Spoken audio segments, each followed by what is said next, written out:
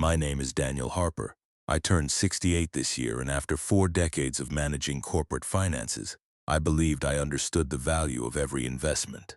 I could predict market crashes, identify risky ventures, and avoid costly mistakes. Yet the greatest mistake of my life wasn't financial. It was believing love and loyalty could never be measured. For 15 years, I had devoted everything to my wife, Elaine, and her daughter, Chloe.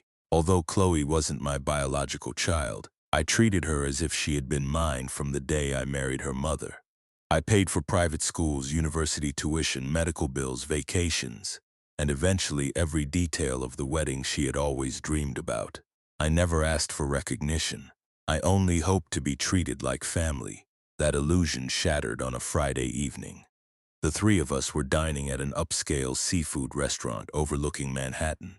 Crystal chandeliers illuminated the room while soft piano music floated through the air. Chloe couldn't stop smiling as she scrolled through wedding photos on her phone, while Elaine sipped expensive wine. When the waiter placed the bill on the table, Chloe slid an elegant ivory envelope toward me. "Our invitations finally arrived," she said proudly. I smiled, expecting to see my name printed as the host. After all, every deposit from the venue to the flowers had been paid from my account. Instead, I froze. The invitation read, "Mr. and Mrs. Victor Collins request the honor of your presence at the marriage of their daughter, Chloe Collins." Victor Collins, her biological father, the same man who had disappeared from her childhood, ignored birthdays, skipped school events, and never contributed a single dollar toward raising her. My name wasn't mentioned anywhere. I looked up slowly. "There must be some mistake," I said calmly. "I don't see my name." Chloe didn't even hesitate. "It isn't a mistake." Silence settled over the table. "Victor is my real father," she continued. "He's walking me down the aisle." I stared at her, unsure whether I had heard correctly. "But I've paid for this entire wedding," she shrugged. "This isn't about money." Her words stung more than I expected. "I've already spent over $80,000, I replied quietly. "The venue, catering, decorations, photographer," she sighed dramatically. "Daniel, you always bring everything back to money." "I'm simply stating facts." "No," she replied. "This wedding is about family." I waited for Elaine to speak. Surely she would remind Chloe, who had paid for her education, bought her first car, covered every medical expense, and supported her throughout adulthood. Instead, my wife lowered her eyes. "Honey," she said gently, "it's Chloe's special day. Let's not make this difficult." I couldn't believe what I was hearing. "The man who abandoned you is family," I said softly. Elaine remained silent. Chloe folded her hands together. "Victor fits the atmosphere better." "The atmosphere," she nodded. "We're going for a rustic vineyard theme. He's artistic and relaxed." She glanced at my tailored suit. "You're more corporate." For several seconds, I simply stared at her. Years of boardroom negotiations had taught me something important. Emotion gives your opponent power. So instead of arguing, I reached for my wallet. The heavy metal credit card landed softly beside the bill. "I understand," I said. A smile spread across Chloe's face. "I knew you'd be reasonable," and she added something revealed how little they thought of me. "Oh, Tyler and I were thinking about upgrading the champagne to a premium label. It's only another $4,000. Only." I looked at the young woman I had helped raise. I remembered paying thousands for braces, helping with homework, teaching her to drive, comforting her after heartbreak. Somewhere along the way, gratitude had disappeared. In its place stood entitlement. "Order whatever you like," I replied. She smiled brightly. "I knew you'd say yes." The drive home was painfully quiet. Elaine browsed wedding ideas on her tablet while Chloe texted her fiancé in the back seat. Neither noticed I hadn't spoken for nearly 40 minutes. Halfway home, Elaine finally broke the silence. "Daniel." "Yes?" "Victor doesn't own a proper suit." I kept my eyes on the road. "So? You have that charcoal Italian suit you wore last year." I already knew where this conversation was heading. "You and Victor are about the same size." I gripped the steering wheel. "We thought maybe he could borrow it." Not only had they replaced me, they wanted to dress another man in my clothes so he could pretend to be the father I had spent 15 years becoming. I took a slow breath. "Of course," I answered. Elaine smiled with relief. Thank you. Chloe laughed from the back seat. Victor is going to look amazing. I didn't respond. Instead, I stared through the windshield into the darkness ahead. The wedding was still 3 weeks away. The final payments hadn't been made. Every contract, every vendor, every signature was in my name. And for the first time in 15 years, I stopped thinking like a husband. I started thinking like the financial strategist I had always been. That night, I walked through the front door of the beautiful colonial home I had purchased 3 years earlier. From the outside, it looked perfect. The white columns, trimmed hedges, and glowing porch lights painted the picture of a happy family living the American dream. Inside, it felt like a stage set. Everyone played their assigned role. Chloe hurried upstairs to video call Tyler and tell him about the wedding upgrades I had approved.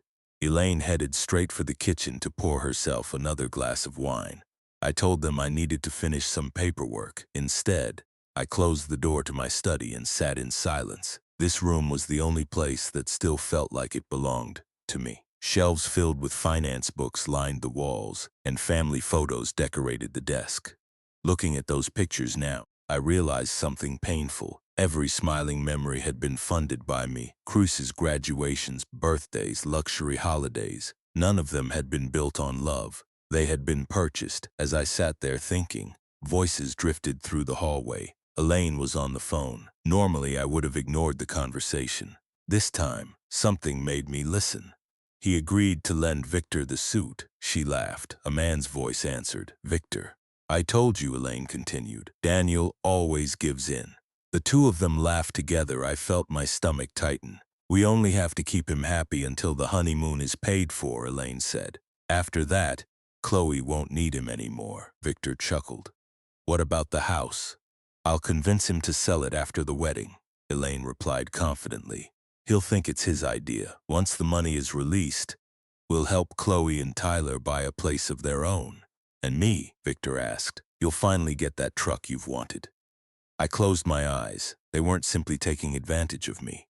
They had already divided my future between themselves. Victor laughed again. That old fool never suspects anything. No, Elaine answered. He's too soft. He still thinks love means sacrifice. Then came the sentence I would never forget. He's nothing more than a walking bank account. Silence filled my office, not anger, not heartbreak. Susan, in that moment, every illusion disappeared. I stood, crossed the room, and opened the wall safe hidden behind a painting. Inside were legal files, investment records, passports, and property documents. I pulled out one blue folder, Greenwood Estate, ownership documents. The deed listed only one owner, me years earlier, when Elaine's credit history had become a problem because of unpaid gambling debts. I had purchased the property solely in my name. My attorney had also insisted on a prenuptial agreement protecting every major asset I brought into the marriage. At the time, Elaine had signed without reading it.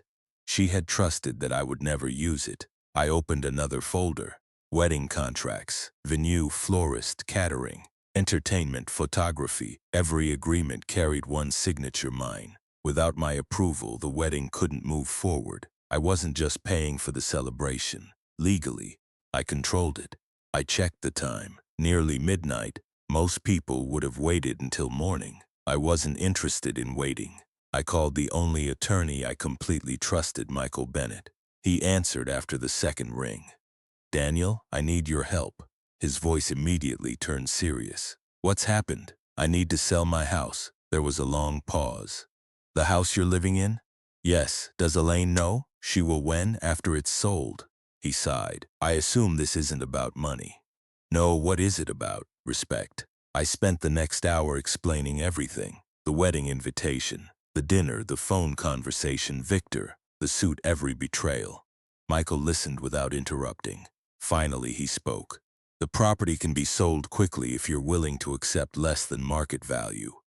I don't care. You'll lose hundreds of thousands. I've already lost far more than money. He understood. By the end of the call, everything had been set in motion. The house would be listed privately to a cash buyer. Closing would happen within days. The wedding contracts would be reviewed. Credit cards connected to my accounts would be canceled. Joint spending accounts would be frozen. Every legal step would be completed before anyone realized what had happened. I wasn't breaking the law. I was simply ending my financial support. After hanging up, I looked around the study one final time. A velvet box rested inside the safe. It contained a diamond necklace I had purchased for Chloe as a wedding gift, $15,000. I held it for several moments, then I closed the box and placed it back inside. She had already received the most expensive gift I could ever give, 15 years of unconditional love. She simply never recognized its value. I locked the safe, turned off the light, and quietly walked upstairs. Elaine was already asleep. She looked peaceful, completely unaware that the life she had carefully built around my generosity had already begun to collapse. I lay awake for hours, staring at the ceiling. The hurt remained. But something else had replaced the pain: clarity. For 15 years, I had allowed everyone else to make decisions about my life. Now, for the first time, I was making one for myself. The countdown had officially begun. The following morning, sunlight poured through the kitchen windows as if nothing had changed. Chloe was already seated at the breakfast table, surrounded by bridal magazines, comparing floral arrangements with excited enthusiasm. Elaine blended fruit smoothies while humming softly. To them, life was perfect. To me, every passing minute brought my plan closer to reality. I took a sip of coffee and spoke casually. "I've been thinking about the wedding." Both women looked up immediately. "What about it?" Chloe asked. "I don't think we're spending enough." Her eyes widened. "What do you mean?" "If this is truly the wedding you've dreamed about, then it should be unforgettable." Elaine smiled. "I knew you'd come around." I nodded. "Let's upgrade everything." Chloe nearly dropped her phone. "Seriously, the flower budget, increase the reception, premium, the champagne, the best available." She stared at me in disbelief before throwing her arms around Elaine. "I told you he'd understand." Inside, I felt nothing. Every upgrade they requested became another signature on another contract, another expense, another promise they believed I would honor. By afternoon, we visited the floral designer. The original estimate had been tasteful and affordable. I encouraged something grander. "What about imported orchids?" I asked. The florist smiled immediately. "They're spectacular but expensive." "Price isn't the priority," I answered. Chloe's excitement became impossible to contain. She selected towering floral arches, hanging arrangements, and elaborate centerpieces that doubled the original budget. The designer printed a revised estimate, nearly $30,000. Tyler whistled softly. "That's a lot'll be worth it," Chloe insisted. I reached into my jacket, then frowned. I left my wallet in the car. Tyler looked uncertain. "If you place the deposit on your card," I suggested, "I'll reimburse you Monday morning." He hesitated only briefly. After all, I had always paid. His credit card slid into the payment terminal. "Approved." The florist thanked us warmly. Tyler smiled proudly. He had no idea he had just accepted responsibility for the contract. Our next stop was the catering company. Originally, the menu featured roasted chicken and seasonal vegetables, perfectly respectable. I shook my head. This celebration deserves something extraordinary. The chef suggested lobster tails, premium steaks, imported seafood, handcrafted desserts, and an upgraded open bar. Elaine looked toward me nervously. "This adds almost $20,000. So be it." Chloe squeezed my hand. "You're amazing." "No, I was simply allowing them to believe exactly what they wanted." Again, when the deposit became due, I looked toward Tyler. "My bank transfer won't clear until Monday." He nodded confidently. "I've got it." His card was approved once more. From there, everything accelerated. A live orchestra replaced the DJ. Luxury transportation replaced the standard limousine. Dusser lighting replaced basic decorations. Every upgrade required another signature. Every signature belonged to Chloe or Tyler. By Sunday evening, the wedding budget had climbed well beyond $150,000. Everyone celebrated. Victor arrived carrying a bottle of whiskey. He settled comfortably into my favorite leather chair as though he owned the place. "Now this," he laughed, raising his glass, "is how weddings should be done." Elaine toasted the happy couple. Tyler toasted the future. Chloe toasted family. I quietly lifted my glass of sparkling water. "To Monday," I said. They smiled, assuming I meant the final payment. Only I understood the true meaning. Later that night, I returned to my study. Michael had already emailed every document. The house sale would close Monday morning. My accounts would be secured, authorized users removed, wedding payments canceled. Everything remained completely legal. Everything had been carefully documented. I printed each confirmation and placed them neatly inside my briefcase. Then I walked downstairs one final time. The house looked beautiful. Family photographs lined the hallway. The grand piano reflected the chandelier's glow. The expensive artwork decorated every wall. Anyone visiting would have believed this home belonged to a happy family. Only I knew it was already sold. Before heading upstairs, I paused beside a framed photograph. It showed Chloe at her college graduation. She was hugging me tightly.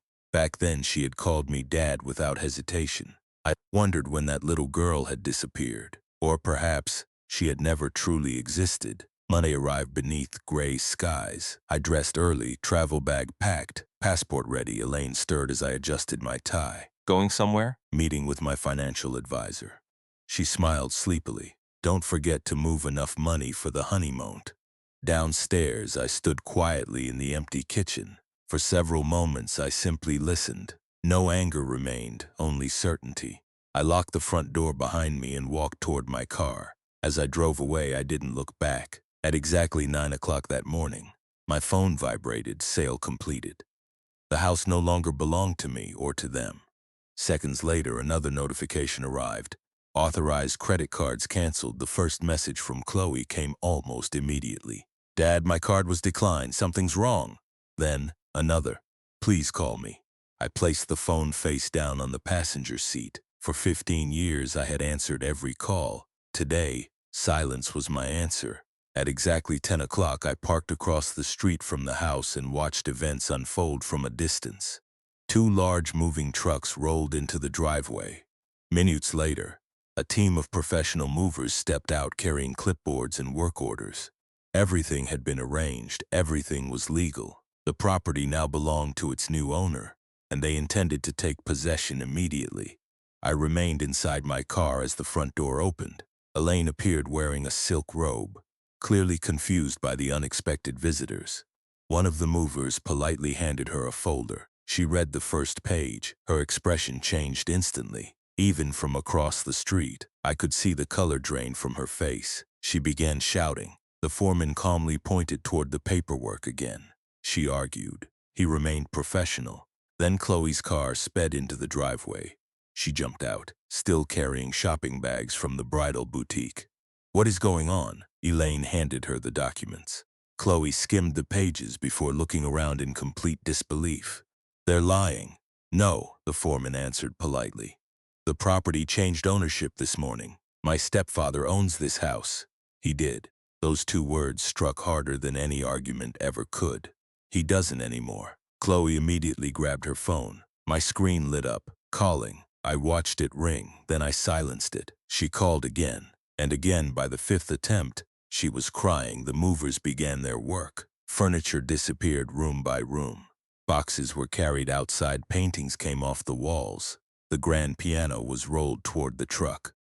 Everything I had purchased was removed according to the ownership records. Personal belongings belonging to Elaine and Chloe remained exactly where they were.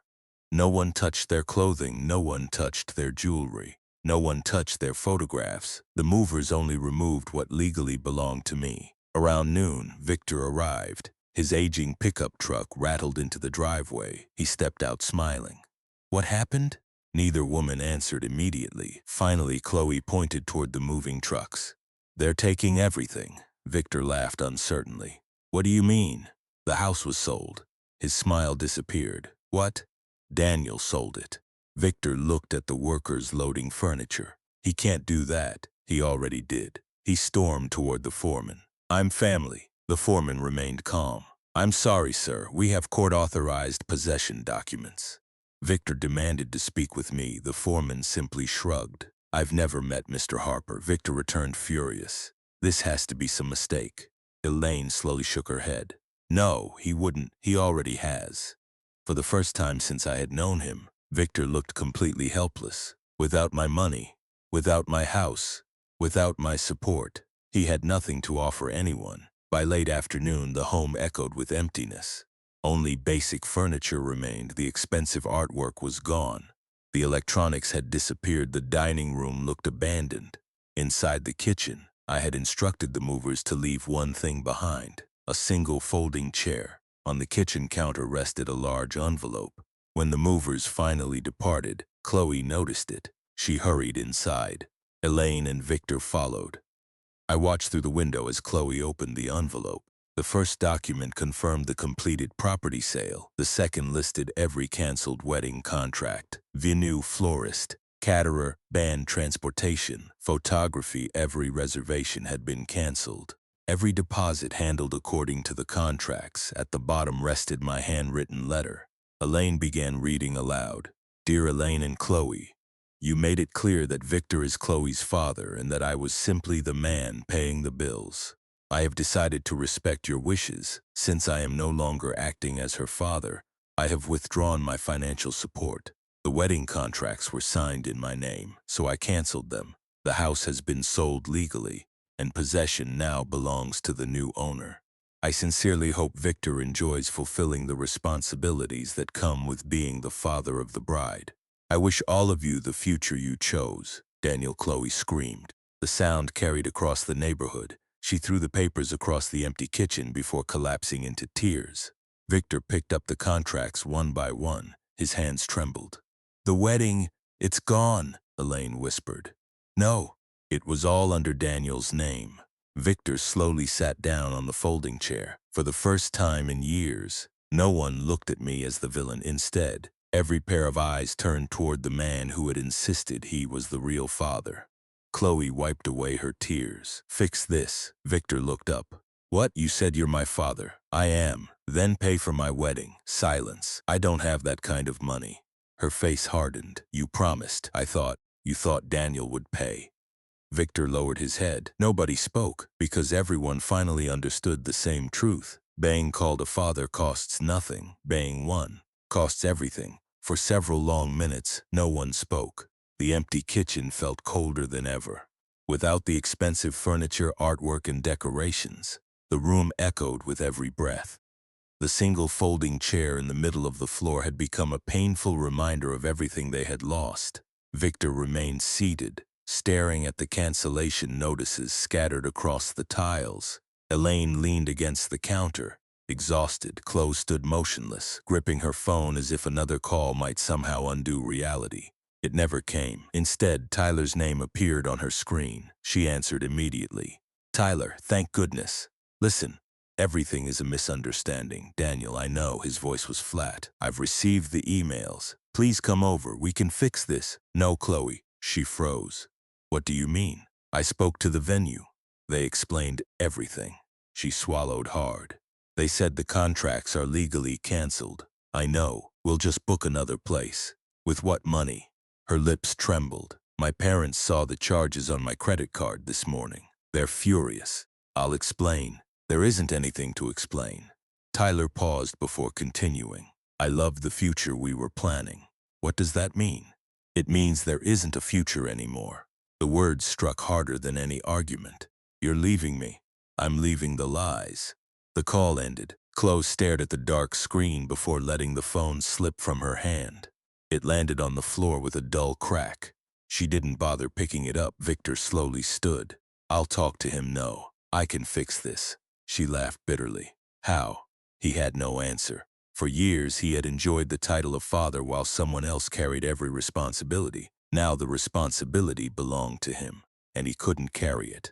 Late that afternoon, the new property manager arrived. He introduced himself politely before explaining that everyone needed to leave before sunset. There was no hostility, only procedure. The law had spoken. Elaine packed 2 suitcases in silence. Chloe filled a single box with family photographs. Victor carried his old duffel bag to the truck. Not one of them knew where they were going. The luxury home they had taken for granted no longer belonged to them.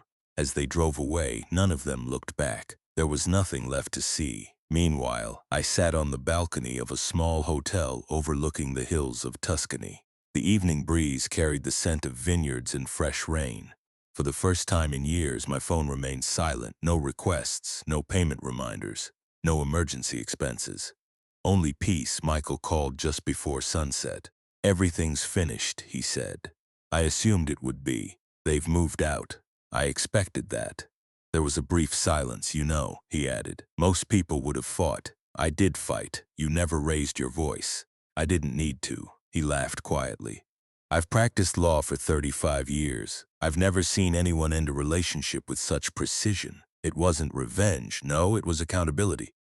After we ended the call, I sat alone watching the sun disappear behind the rolling hills. For a while I thought about Chloe, not the woman who had humiliated me at dinner, the little girl who once waited by the window every evening until I came home from work, the child who used to run into my arms shouting, "Dad." I realized something then. That little girl hadn't betrayed me. She had simply grown into someone who confused generosity with obligation. Some lessons cannot be taught with words, only consequences. Several months later, I received one final letter. It came without a return address. Inside was a short handwritten note. "Daniel, I finally understand what you tried to give us. I spent so many years believing money appeared because it always had. I never thanked the person who earned it. I don't expect forgiveness. I only hope one day you'll remember me before I became this person." Chloe. I folded the letter carefully. Then I placed it inside a drawer, not because I wanted to forget, but because I had finally decided to move forward. Life has a way of balancing every account. Kindness deserves appreciation. Respect must be earned. And love without gratitude eventually becomes exploitation. People often say money changes people. They're wrong. Money doesn't change character. It simply reveals it. That wedding was never canceled because of flowers, invitations, or unpaid bills. It collapsed because respect had disappeared long before the contracts did. As for me, I never remarried. I bought a modest home overlooking the countryside, adopted an old rescue dog, traveled whenever I pleased, and spent my retirement exactly as I had once imagined, free from obligation and surrounded by peace. Looking back, I don't regret paying for 15 years of memories. I regret believing that sacrifice alone could make someone family. Family isn't defined by blood, it isn't purchased with money, and it certainly isn't measured by expensive weddings. Family is built on loyalty, gratitude, and respect. The day those things disappeared, so did everything else.